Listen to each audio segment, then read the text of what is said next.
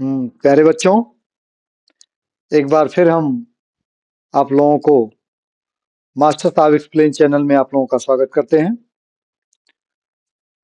आप लोगों ने पिछले टर्म पर पढ़ा ब्रायोफाइटा के बारे में। ब्रायोफाइटा पौधों का वह ग्रुप या समूह है जिसे हम एम्फीबियस प्लांट्स के नाम से जानते हैं। यानी जिस तरह से आप लोग जंतु जगत के वर्गीकरण में संकार्डेटा के अंतर्गत एम्फीबिया वर्ग के लक्षण को देखा कि उभयचर प्राणी है। उभय मीन्स होता है दो, और चर मीन्स आवास, जिनका दो घर या आवास है। उसी तरह से पौधों के ग्रुप में भी हम लोगों ने एम्फीबियस प्लांट्स के नाम से जानने वाला जो ग्रुप या समूह है उसे हम ब्रायोफाइटा कहते हैं। तो तमाम प्रकार की विशेषताओं के रूप में आप लोगों ने देखा कि ब्रायोफाइटा जो पौधे होते हैं ये मोस्टली जो है नम छायादार स्थानों पर उगते हैं। इनकी लंबाई कुछ मिलीमीटर से लेकर के लगभग 40-50 सेंटीमीटर तक होती है। आप लोगों ने इसमें पढ़ा कि सबसे बड़े ब्रायोफाइट्स का नाम हमने आपको रिपीट किया कि कंपटीशन की परीक्षाओं में अक्सर पूछा जाता है कि सबसे बड़े ब्रायोफाइट्स का नाम क्या है। तो उसको आप लोगों ने देखा कि डाउसोनिया जो 40 से 50 सेंटीमीटर तक होता है। इसी तरह से आप लोगों ने इनमें तमाम प्रकार की विशेषताएं और पढ़ी कि इनमें जो वेस्कुलर टिश्यू होता है ये विकसित नहीं होता है, और एम्ब्रियो या भ्रूण बनाने वाला यह सबसे सरल या साधारण वर्ग होता है। यहाँ से एम्ब्रियो या भ्रूण का निर्माण तो शुरू करते हैं, लेकिन ये पूर्ण रूप से विकसित नहीं हो पाता है। अब इसके बाद हम लोग जिस तरह से जंतु जगत के वर्गीकरण में हम लोगों ने सरलता से जटिलता की तरफ अग्रसर हो रहे थे, उसी तरह से पौधों के वर्गीकरण में भी आप लोगों ने पढ़ा कि शुरू में आप लोगों ने थैलोफाइटा के बारे में, एल्गी शैवाल, इनके बारे में आप लोगों ने पढ़ा, फिर ब्रायोफाइटा। अब आज हम लोग अध्ययन करेंगे टेरिडोफाइटा के बारे में। Pteridophyta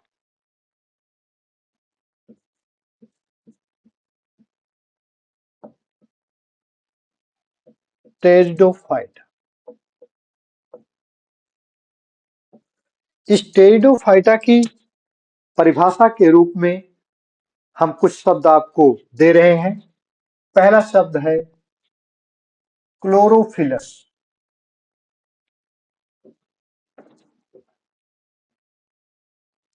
chlorophyllous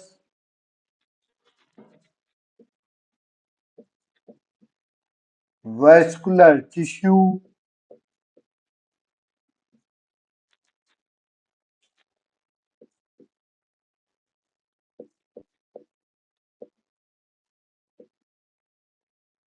cryptogams. ये तीन शब्द आपको मिले। क्लोरोफिलस यानी कहने का मतलब कि जो पौधों की विशेषता है जिसके आधार पर हम लोगों ने किंगडम प्लांटी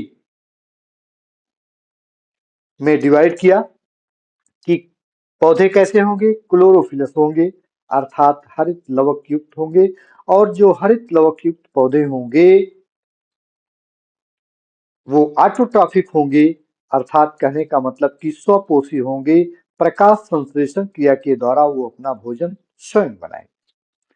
दूसरा शब्द है वैस्कुलर टिश्यू, संवहन ऊतक।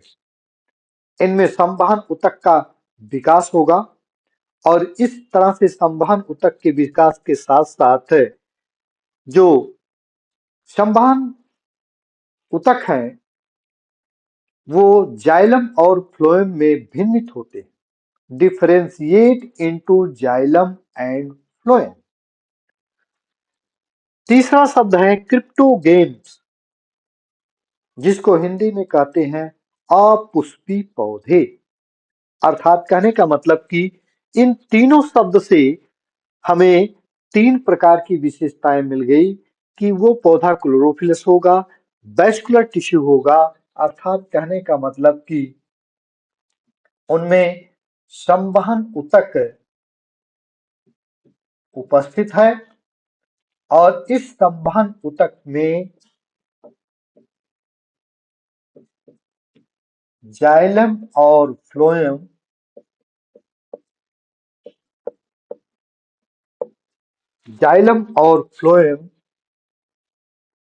भिन्नित होते हैं।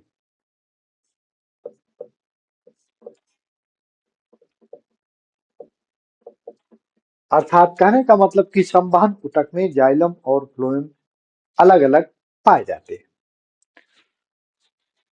अगली विशेषता है ये क्रिप्टोगेम्स है। इसका मतलब कि ये अपुष्पी पौधे होते हैं।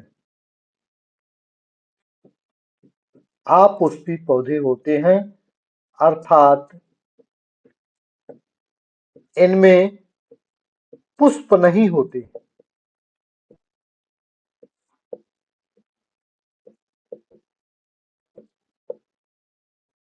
और जब पुष्प नहीं होते हैं तो इनमें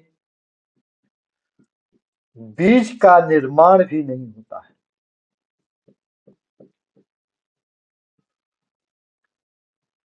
बीज का निर्माण भी नहीं होता। तो pteridophyta, chlorophyllous, vascular tissue, cryptogams ये इसकी विशेषता है। इनकी विशेषता से हम देखते हैं कि ये अपुष्पी हैं अर्थात इनमें पुष्प नहीं होता है और बीज का निर्माण भी नहीं होता। संवहन ऊतक में जाइलम और फ्लोएम भिन्नित होते हैं। अगली विशेषता जो होती है कि इनके जाइलम में वाहिकाओं अर्थात वेसल्स और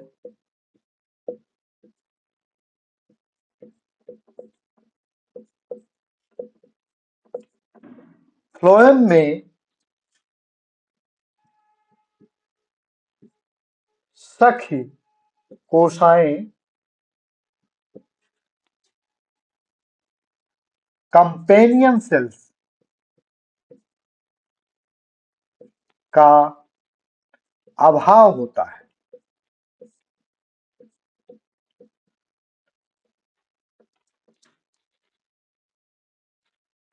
ये पॉइंट काफी डिनोटेड है क्योंकि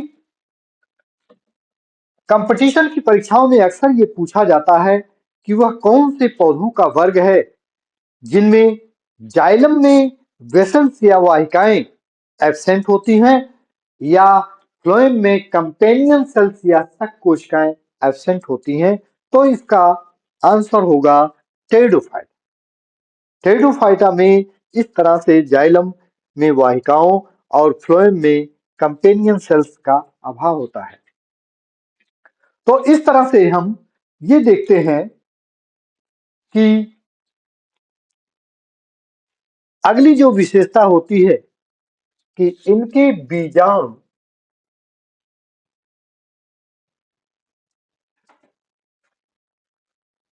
स्पोर्स बीजाणु कहाँ होते हैं? बीजाणुधानियों में होते हैं।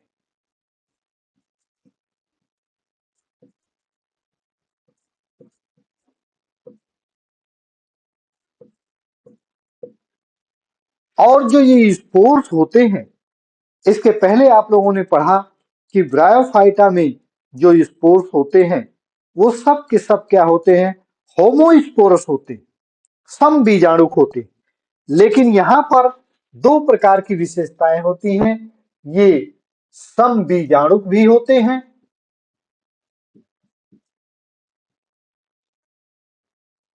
और विषम बीजाणुक भी होते हैं।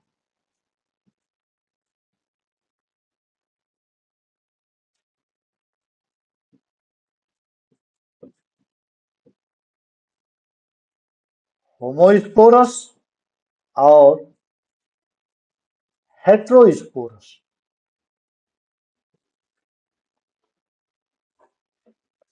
दोनों प्रकार की विशेषताएं पाई जाती हैं। होमोस्पोरस और हेटेरोस्पोरस, ये दोनों प्रकार की विशेषताएं इनमें पाई जाती हैं। तो होमोस्पोरस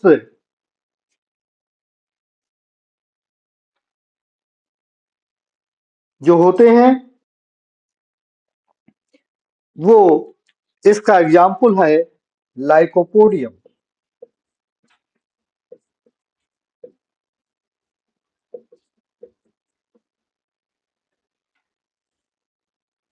होमोस्पोरस, इसका एग्जाम्पल है लाइकोपोडियम, तथा हेटेरोस्पोरस, इसका एग्जाम्पल है सिलेजिनेला।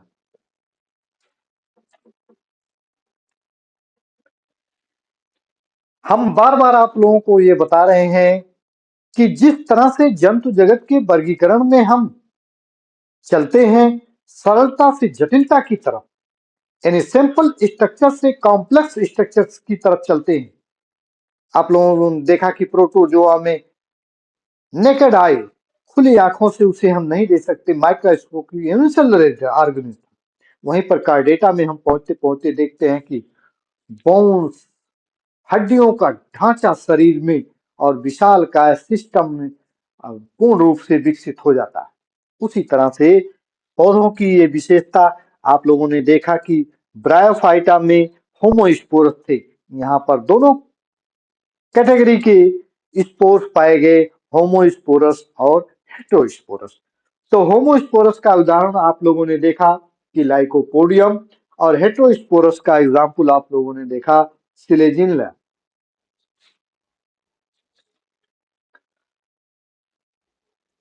अगली विशेषता जो होती है, इसका जो मुख्य पौधा होता है वो स्पोरोफाइट होता है। इनका मुख्य पौधा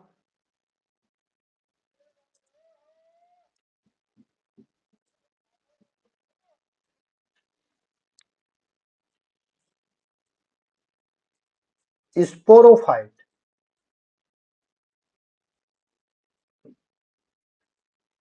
मुख्य पौधा स्पोरोफाइट या बीजाणुद्भिद होता है।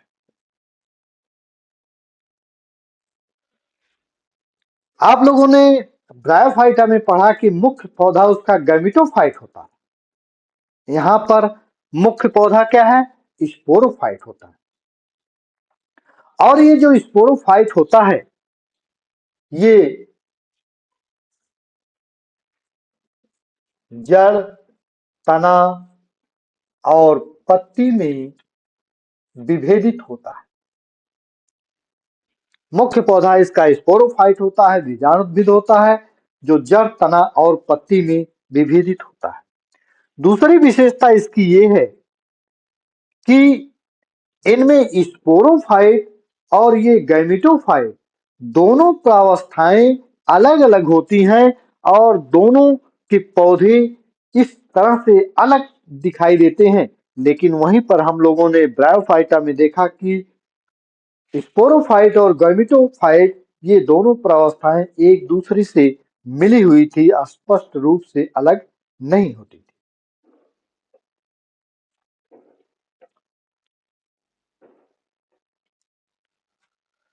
तो मुख्य पौधा इसका स्पोरोफाइट, बीजाणुद्भिद, जड़, तना, पत्ती में विभेदित होता है।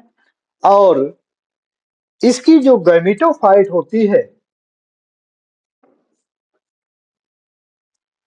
गैमेटोफाइट प्रावस्था, ये गैमेटोफाइट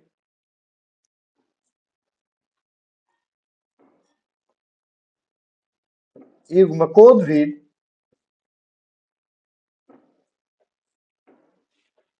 यह प्रावस्था छोटी होती है। यह प्रावस्था छोटी होती है। तो जिस तरह से आप लोगों ने ब्रायोफाइटा में पढ़ा कि गैमेटोफाइट प्रावस्था के बाद स्पोरोफाइट, और स्पोरोफाइट प्रावस्था के बाद गैमेटोफाइट प्रावस्था होती है। एक प्रावस्था के बाद दूसरी प्रावस्था का एकांतर क्रम में आना, अल्टरनेट क्रम में आना, यह पीढ़ी एकांतरण कहलाता है या अल्टरनेशन ऑफ जनरेशन कहलाता है। तो उसी तरह से टेरिडोफाइटा में भी ये दोनों प्रावस्थाएं एक दूसरे के अल्टरनेट में आती रहती हैं। इसी के कारण हम इसे अल्टरनेशन ऑफ जनरेशन या पीढ़ी एकांतरण कहते हैं। अब इस टेरिडोफाइटा को हम अध्ययन की दृष्टि से इसे 4 सब फाइलम में बांट देते हैं। टेरिडोफाइटा का क्लासिफिकेशन हम 4 सब फाइलम में कर देते हैं,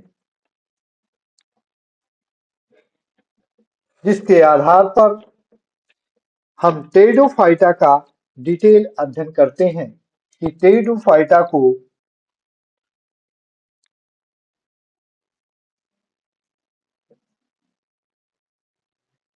4 सब फाइलम में बांट देते हैं।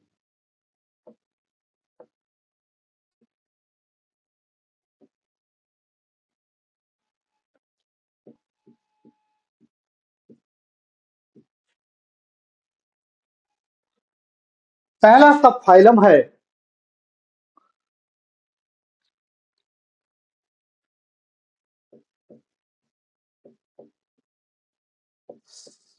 साइलोफाइटा। इसके अंतर्गत जो पौधा है उसे हम सिलोटम कहते हैं।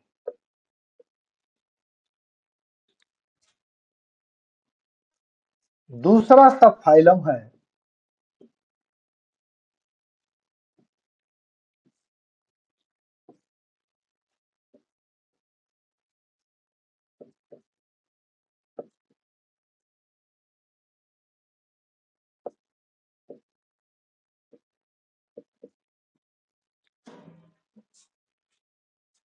लाइकोफाइटा। पहला फाइलम सब फाइलम क्या था? सिलोफाइटा। दूसरा है लाइकोफाइटा। तीसरा है आर्थ्रोफाइटा और चौथा है फिलिकोफाइटा। तीसरा है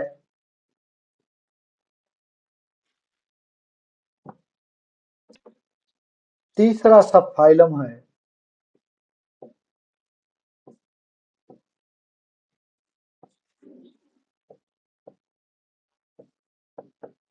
आर्थ्रोफाइटा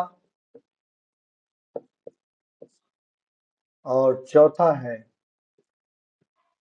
सब फाइलम है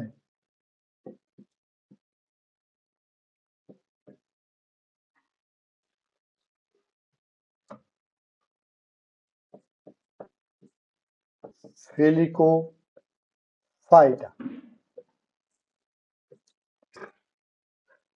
लाइकोफाइटा इसका एग्जाम्पल है लाइकोपोडियम।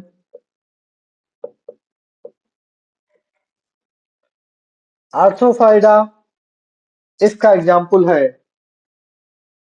इक्विसिटम।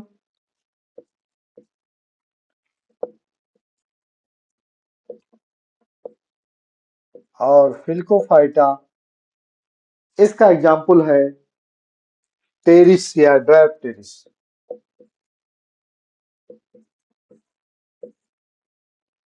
इस तरह से टेरिडोफाइटा को 4 सब फाइलम में हम डिवाइड कर देते हैं। अब इसके बाद टेरिडोफाइटा का economic importance economic importance of pteridophyta.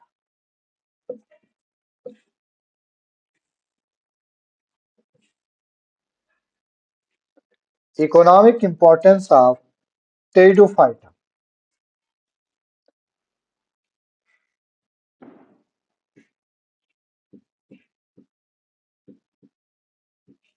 Pteridophyta का आर्थिक महत्व।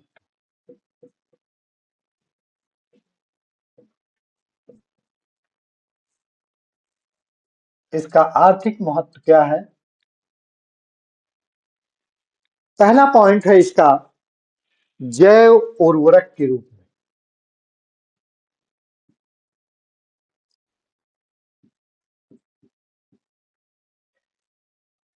जैव उर्वरक के रूप में।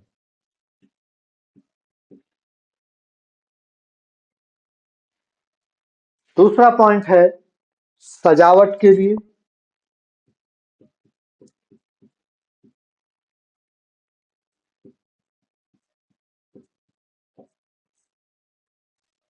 तीसरा पॉइंट है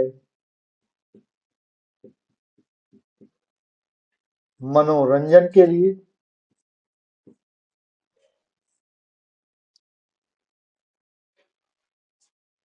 चौथा पॉइंट है खाद्य पदार्थ के रूप में।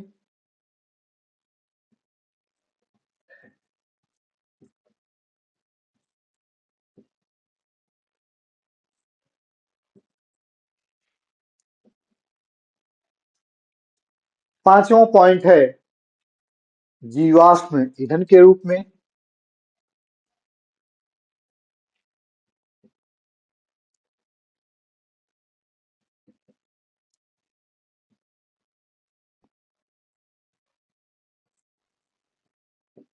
और छठा पॉइंट है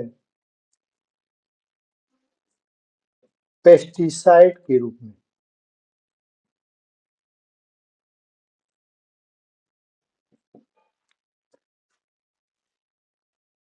जैव उर्वरक के रूप में बायो फर्टिलाइजर। आप लोग देख रहे हैं कि आजकल केमिकल फर्टिलाइजर से काफी समस्याएं हो रही हैं और लोग बायो फर्टिलाइजर की तरफ ज्यादातर आकर्षित हो रहे हैं। बायो फर्टिलाइजर देहात के रूप में जैसे हम आप क्या करते हैं कि कूड़ा कचरा लेकर के गोबर इत्यादि को घूर बना करके उसमें तमाम प्रकार के कचरा को डाल देते हैं और वो सड़ गल करके खाद के रूप में हो जाता है, जिसे हम अपने खेतों में ले जा करके और फसल उत्पादन को बढ़ाने के लिए जो है उपयोग में लाते हैं। तो उसी तरह से ये बायो फर्टिलाइजर क्या है कि तमाम प्रकार के जो टेरिडोफाइट्स हैं, ये टेरिडोफाइट्स एग्जाम्पल के रूप में जैसे आप लोगों ने एजोला देखा। एजोला एजोला ये एक प्रकार का जो टेरिडोफाइट्स है। आप लोगों ने पिछले टर्म पर पढ़ा कि एनाविना नॉस्टाक ये सब क्या करते हैं, नाइट्रोजन फिक्सेशन का कार्य करते हैं और ये नाइट्रोजन स्थिरीकरण करने का जो कार्य करते हैं जिससे हमारे खेत की शक्ति बढ़ जाती है, पैदावार बढ़ जाती है।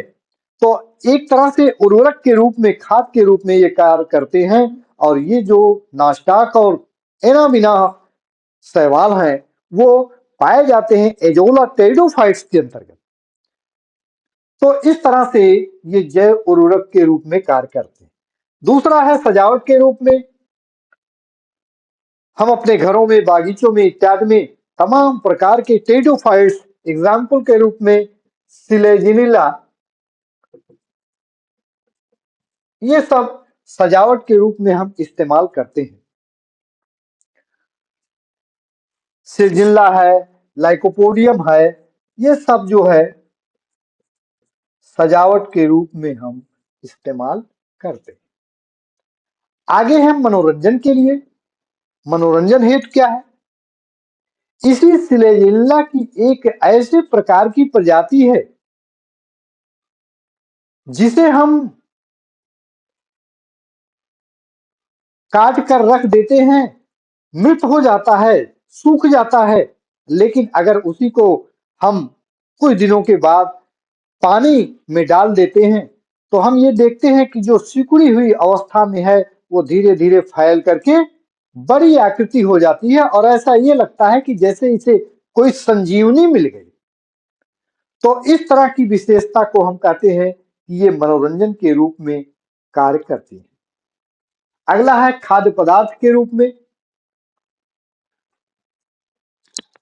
खाद्य पदार्थ के रूप में क्या इस्तेमाल किया जाता है, इसका घन कंद जिसे कॉर्न कहा जाता है, ये मनुष्य और कुछ चैपाओं अपने भोजन के रूप में इस्तेमाल करते हैं इसकी जो प्रजाति है इसे कहते हैं आइसोइटिस। ये आइसोइटिस है, इसका घन कंद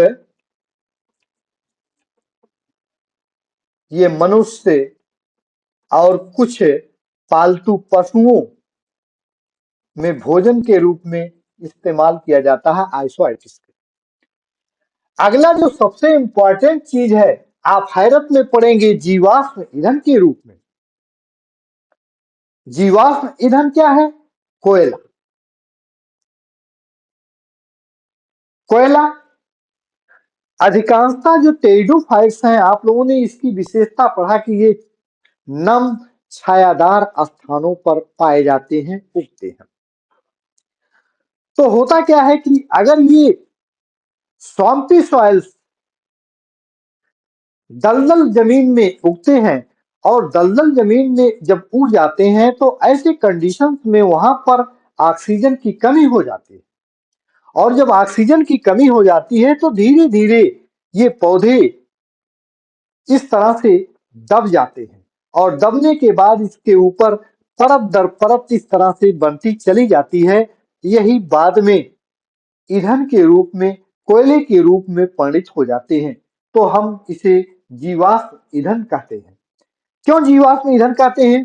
क्योंकि इसकी जो टेरिडोफाइटा के अंतर्गत कुछ ऐसे प्रकार के पौधे हैं जिन्हें हम आज भी जीवाश्म पौधों के रूप में जानते हैं।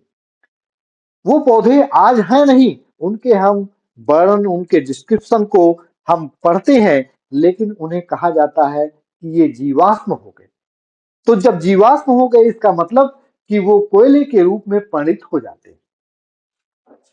अगला जो इकोनॉमिक इंपॉर्टेंस है, ये है पेस्टिसाइड्स के रूप में। विभिन्न प्रकार के जो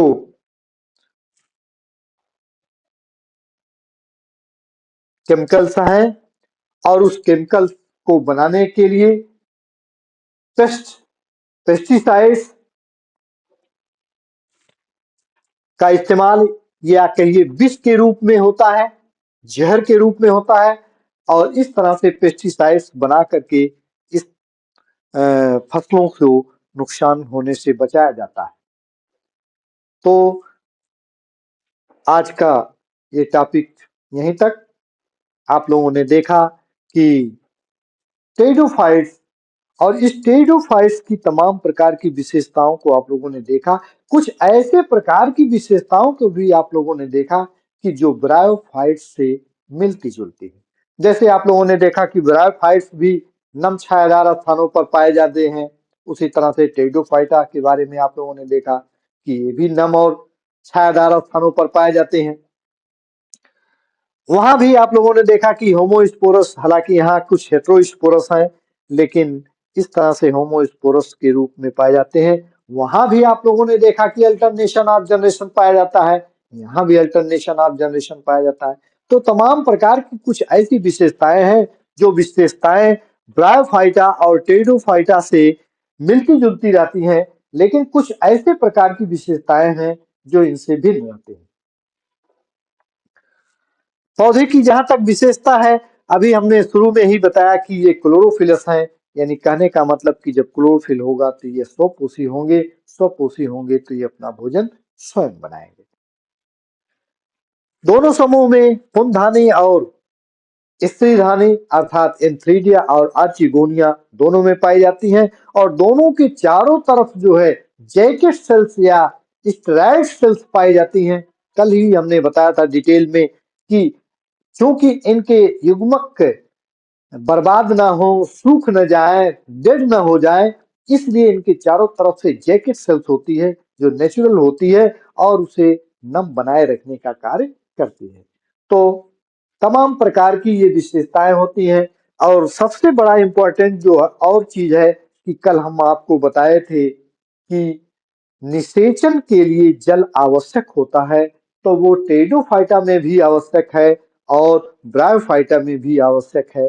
तो कुछ ऐसे प्रकार की विशेषताएं होती हैं जो दोनों प्रकार के समूहों में पाई जाती हैं, लेकिन कुछ ऐसे प्रकार के भी लक्षण होते हैं जो दोनों में भिन्न है, जिसके कारण हम टेरिडोफाइटा और ब्रायोफाइटा को अलग-अलग रखते हैं। अभी आप लोगों ने देखा कि वहां पर पूर्ण रूप से वैस्कुलर टिश्यू डेवलप नहीं था, यहाँ पर पूर्ण रूप से वैस्कुलर टिश्यू डेवलप हो गया और जाइलम और फ्लोएम भिन्नित हो गए, डिफरेंशिएट हो गए, अलग-अलग दिखाई दिए।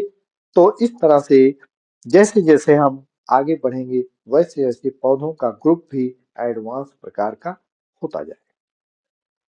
तो इतना ही।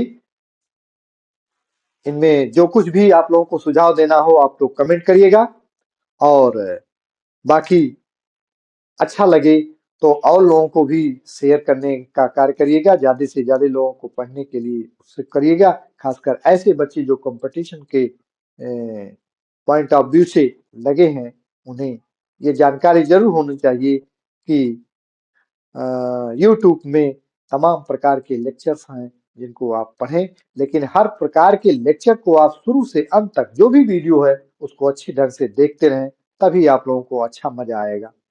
Thank you.